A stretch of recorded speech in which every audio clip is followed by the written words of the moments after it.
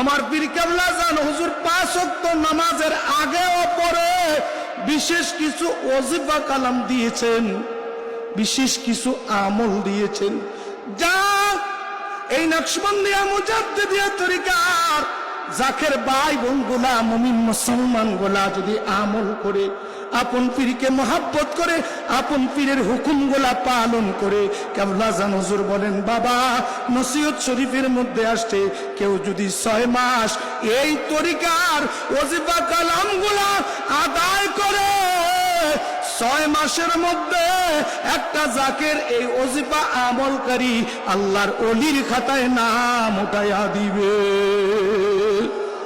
এই বিশ্ব জাকের মঞ্জিলে এই ওরস শরীফ থেকে জাকের ভাই বোন গোলা 1 বছর পরে সেই ওজিফা কালামের কিছু জাকের ভাই গোলা নতুন করে শিখে নেয়, আর কেবলা জান হুজুরের ডেইলি জাকের গোলা যারা আপন পীরকে অত্যন্ত মহাব্বত করে, তারা প্রতিনিয়মিত ওজিফার মাধ্যমে আপন পীরের হুকুমগুলা পালন করে, আপন পীরের আদর্শগুলা নিজের কাছে প্রতিষ্ঠিত করে। জোরে কোন সুবহানাল্লাহ।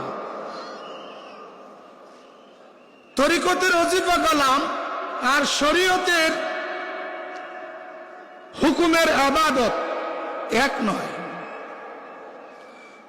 আল্লাহর হাবিব নূরে খুদা নূরে মুজাসসামের সাথ করেন উম্মতেরা রে, বুখারী শরীফের মধ্যে হাদিস খানা এনেছেন, সেই হাদিস খানা মিশকাতে মিরকাতে বর্ণনা করা হয়েছে, মিরকাতে ব্যাখ্যা করা হয়েছে, দীর্ঘ হাদিস।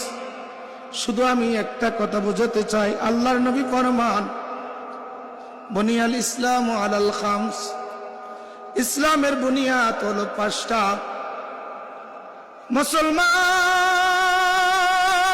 মুসলমান ঈমান আনার পরে কর্ম হিসেবে, কাজ হিসেবে আল্লাহর ইবাদতের জন্য, আল্লাহর সাথে বান্দা যোগসূত্র স্থাপন করার জন্য, আল্লাহর প্রিয় হওয়ার জন্য বান্দা প্রতিদিন আকিমুস সালাত, সালাতের মাধ্যমে, আল্লাহর ইবাদতের মাধ্যমে আল্লাহর নামের লজ্জত, আল্লাহর ইবাদতের সাথ, ঈমানের সাথ আমলি বদৌলত দুনিয়ায় সঞ্চয় করে। জোরে জোরে কোন সুবহানাল্লাহ। সালাতের পরে হলো হে মুসলমান নামাজ, রোজা, হজ, যাকাত ধনী ব্যক্তিদের জন্য অতিরিক্ত হলো, মালওয়ালাদের জন্য হলো।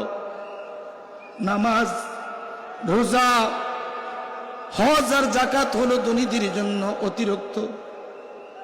নেশাব পরিমাণ মালের অধিকারী হলে যাকাত এবং বান্দা হজ আদায় করবে। গরিবদের জন্য সালাত এবং রোজাগুলা রমজানে মাসের আদায় করবে।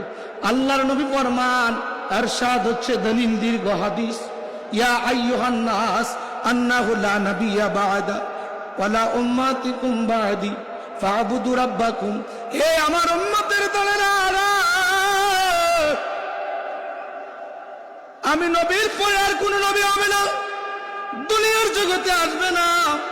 আনা খাতামুন নবিয়্যিন লা নাবিয়্যা বা'দা। হে আমার উম্মতেরা শুনো, আমার উম্মতের পরে আর কোন উম্মত হবে না। ফা'বুদু রাব্বাকুম, আল্লাহর ইবাদত করবা। ওয়াসুমু শাহরাকুম, রমজান মাসের রোজা রাখবা। আনন্দ চিত্তে যাকাত দিবা। তোমাদের আমির মুর্শিদের আনুগত্য করবা। তাদখুলুল জান্নাতা রাব্বাকুম, অতঃপর আল্লাহর জান্নাতে তোমরা প্রবেশ করবা। জোরে জোরে কোন সুবহানাল্লাহ।